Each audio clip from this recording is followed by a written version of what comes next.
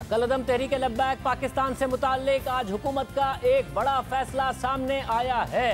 तंजीम की जानिब से पाबंदी पर नजरसानी की दरख्वास्त मुस्तरद कर दी गई है। वफाकी काबीना ने पाबंदी बरकरार रखने का फैसला किया है और अब दूसरे मरहले में हुकूमत इस तंजीम को मुकम्मल तौर पर खत्म करने की तरफ बढ़ेगी। इलेक्शन कमीशन से तंजीम का इंतखाबी निशान खत्म कराया जाएगा।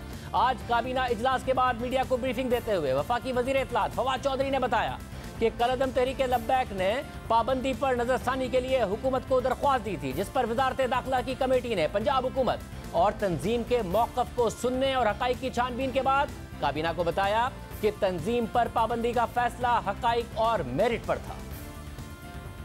तहरीक लब्बैक पाकिस्तान नामी तंजीम के ऊपर पाबंदी लगाने के हवाले से तंजीम की जानब से नज़रसानी की दरख्वास्त पर गौर करने के लिए कायम कमेटी की रिपोर्ट वफाकी काबीना के सामने पेश की गई। काबीना को बताया गया कि कमेटी की जानब से पंजाब हुकूमत और तंजीम के मौक़िफ़ को सुनने और हक़ाइक़ की छानबीन करने के बाद कमेटी इस नतीजे पर पहुँची है कि तंजीम पर पाबंदी लगाने का फ़ैसला मेरिट और हक़ाइक़ पर किया गया था। वफाकी काबीना ने रिपोर्ट के साथ इत्तफ़ाक़ किया है। दूसरे मरहले में इलेक्शन कमीशन से तंजीम का जो सिंबल है उसको कैंसिल कराने के लिए जो इक़दाम हैं वो वफाकी वज़ारत कानून और अटॉर्नी जनरल जो हैं वो करेंगे।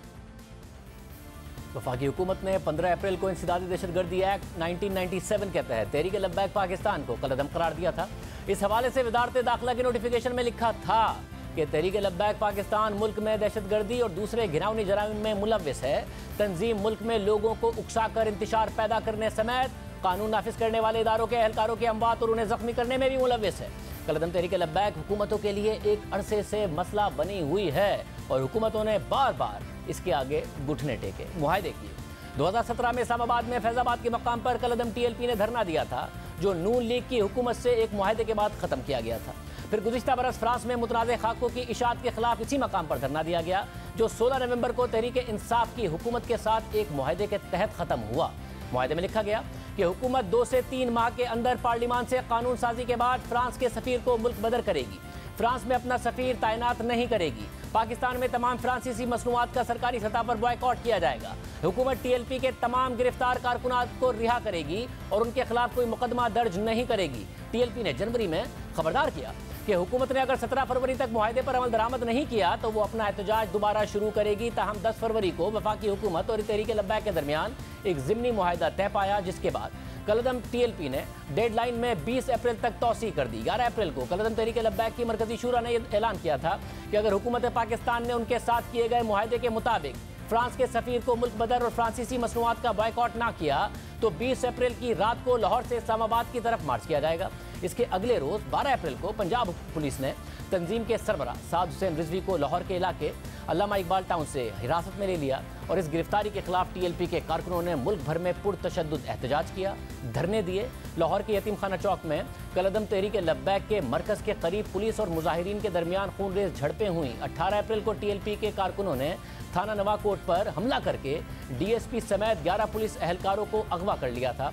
हालात ज़्यादा ख़राब हुए तो हुकूमत ने दोबारा मुज़ाकरात का सिलसिला शुरू किया, जिसकी कामयाबी का ऐलान 20 अप्रैल को वज़ीर दाखिला शेख रशीद ने किया। इस दफ़ा हुकूमत और कलअदम TLP के दरमियान यह तय पाया कि कौमी असम्बली में फ्रांसीसी सफ़ीर की मुल्क बदरी की करारदाद पेश की जाएगी। तहरीक लब्बैक सारे मुल्क से धरने ख़त्म करेगी। बातचीत और मुज़ाकरात का सिलसिला आगे बढ़ाया जाएगा और जिन लोगों के खिलाफ शेड्यूल 4 के समेत मुकदमा दर्ज हैं उनका खारिज किया जाएगा। फिर 20 अप्रैल को ही कौमी असम्बली के खुसूसी इजलास में फ्रांसीसी सफ़ीर की मुल्क बदरी से मुताल्लिक़ करारदाद पेश कर दी गई। ऐवान ने खुसूसी कमेटी बनाने की तहरीक मंजूर कर ली, जिस पर अपोजिशन ने एहतजाज किया। स्पीकर ने इजलास 23 अप्रैल तक मुलतवी किया और फिर 23 अप्रैल को करारदाद पर बहस कराए बगैर ही इजलास गैर मुय्यना मुद्दत तक मुलतवी कर दिया गया था।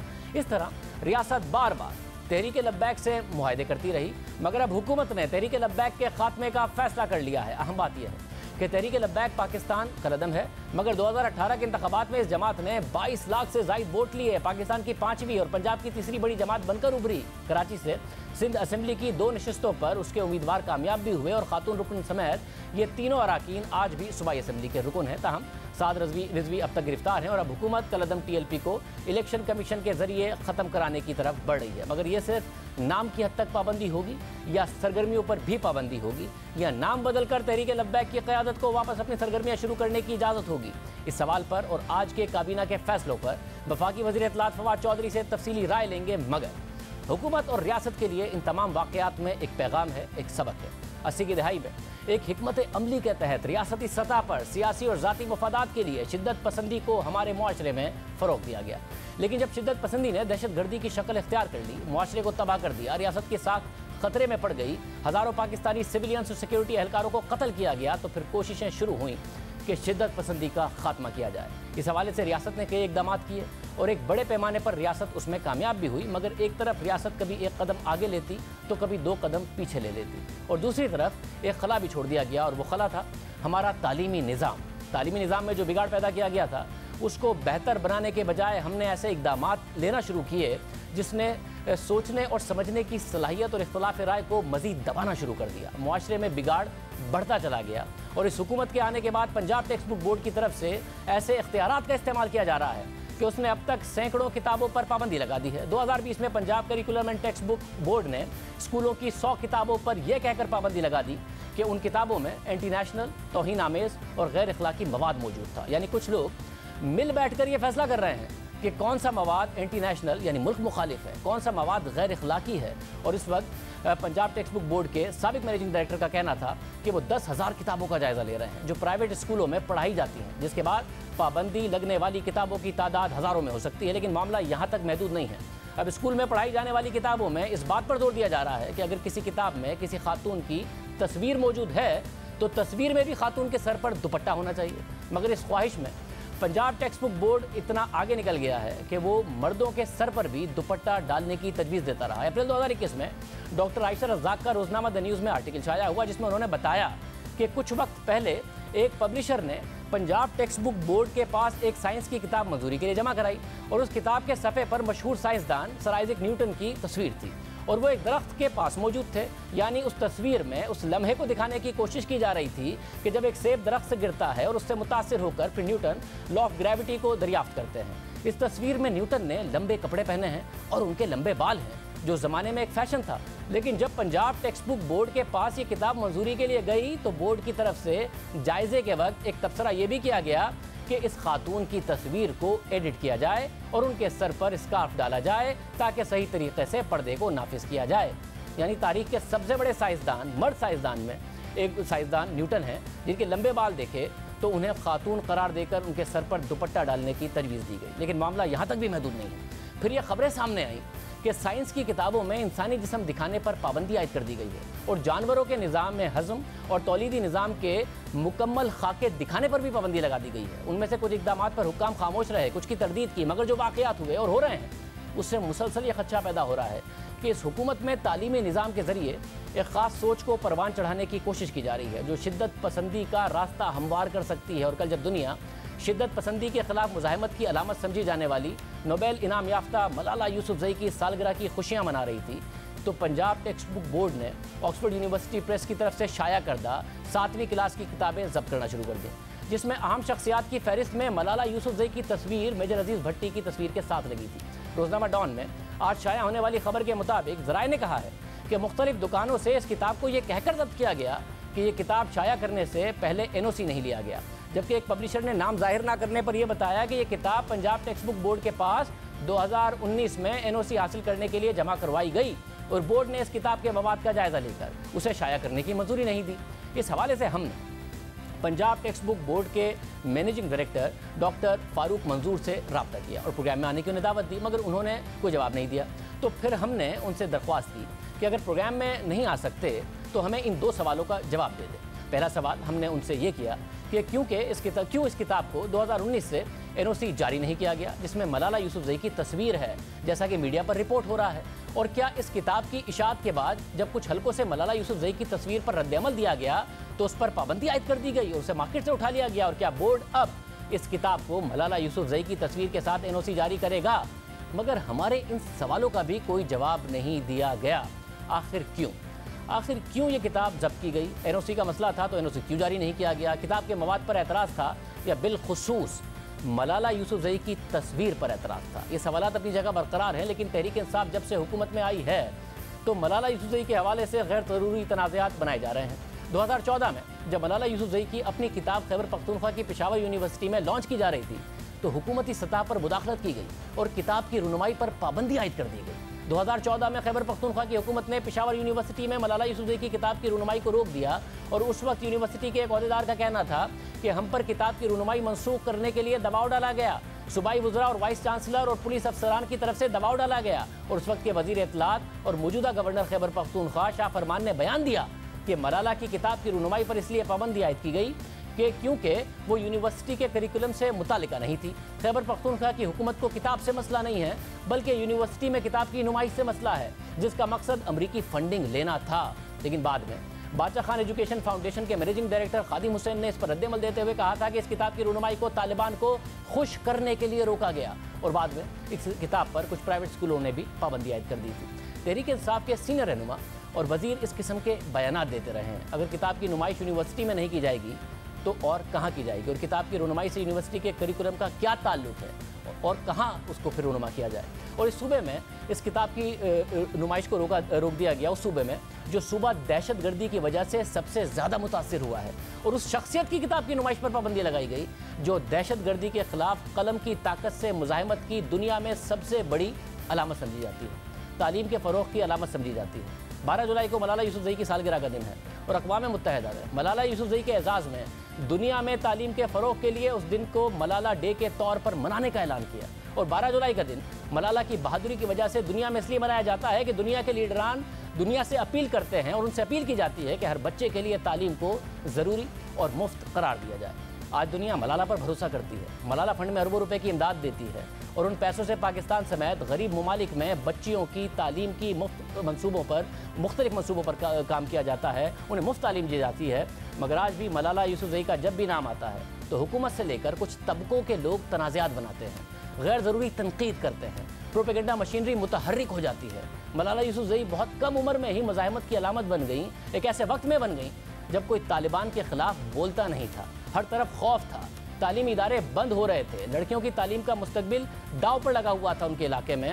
उस वक्त में मलाला यूसुफजई ने इल्म की बात की, लड़कियों की तालीम की बात की, तमाम तर ख़तरात के बावजूद स्कूल जाती रहीं, उन्हें धमकियाँ मिलती रही फिर भी स्कूल जाती, मीडिया पर आवाज़ उठाती, तहरीर करती और फिर अक्टूबर 2012 में उन्हें स्कूल से घर आते हुए दहशतगर्दों ने शनाख्त करके निशाना बनाया। तहरीक तालिबान के उस हमले में मलाला यूसुफजई शदीद ज़ख्मी हो गई। तालिबान ने तस्लीम किया कि मलाला यूसुफजई पर इसलिए हमला किया क्योंकि उसके ख़यालात तालिबान के ख़िलाफ़ थे और तहरीक तालिबान को पाकिस्तान बहैसियत रियासत एक दहशतगर्द जमात समझती है। इस जमात के ख़िलाफ़ जंग में पाकिस्तान ने बहैसियत रियासत और इस कौम ने बड़ी कुर्बानियाँ दी हैं। पाकिस्तान के शहरी, पाकिस्तान के फ़ौजी मारे गए हैं, शहीद हुए हैं।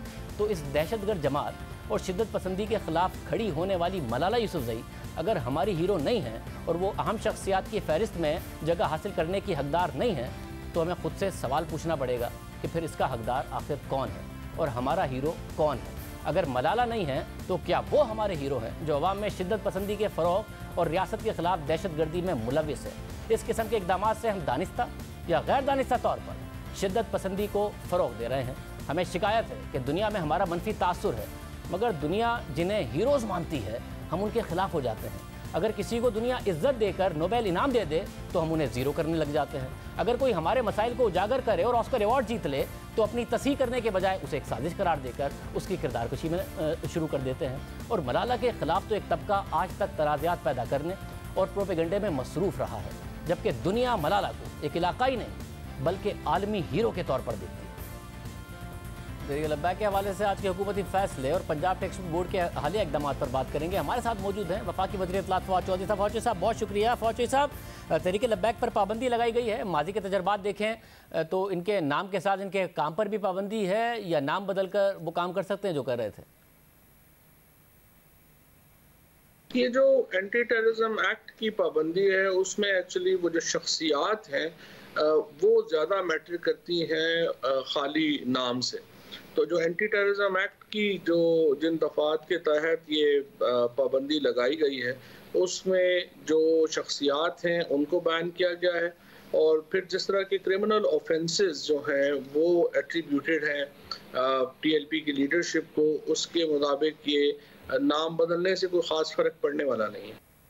अच्छा, फिर मुझे ये बताएगा कि ज़ाहिर रियासत ने इनसे मुआहदे किए, घुटने टेक दिए, हमें रियासत माजी में नज़र आई है। अब जबकि आपकी हुकूमत ने फैसला किया है तो इस बात को भी देखा गया है कि अगर सड़कों पर आते हैं फिर रियासत को ब्लैकमेल करने की कोशिश करते हैं तो क्या किया जाएगा? लेकिन ये पिछली दफ़ा भी आपने देखा है कि रियासत ने बड़ा भरपूर इसका जवाब दिया है।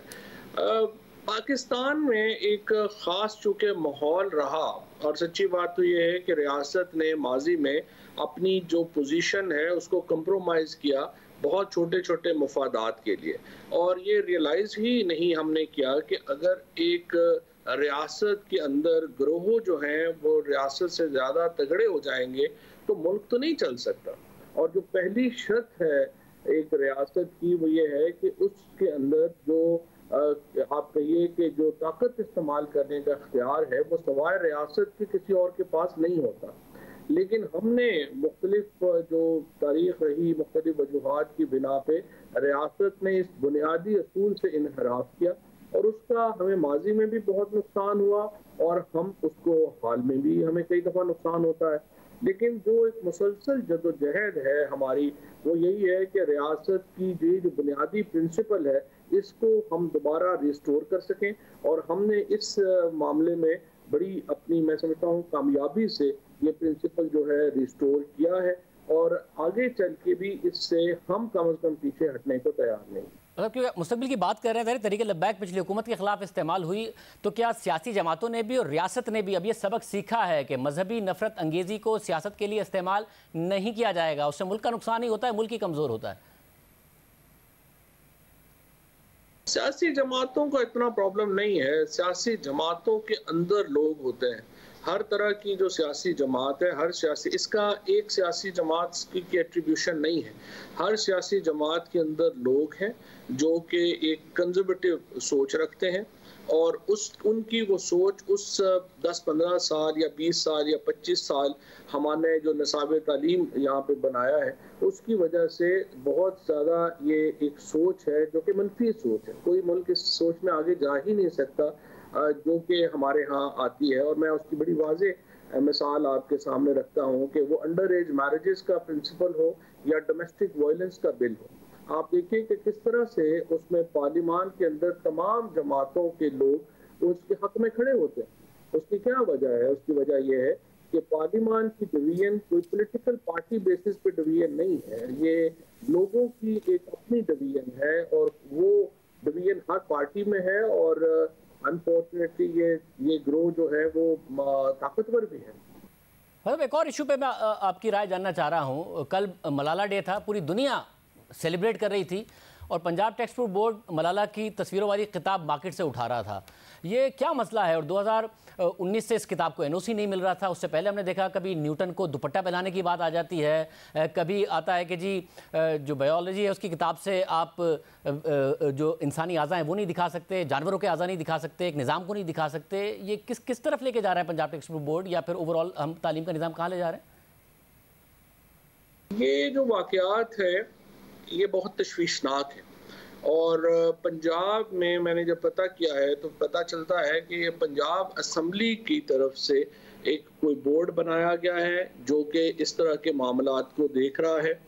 और मैं तो हैरान हूँ कि वो लोग जिन्होंने ज़िंदगी में एक किताब नहीं पढ़ी वो पंजाब के बच्चों के तालीमी मुस्तकबिल का फैसला करेंगे।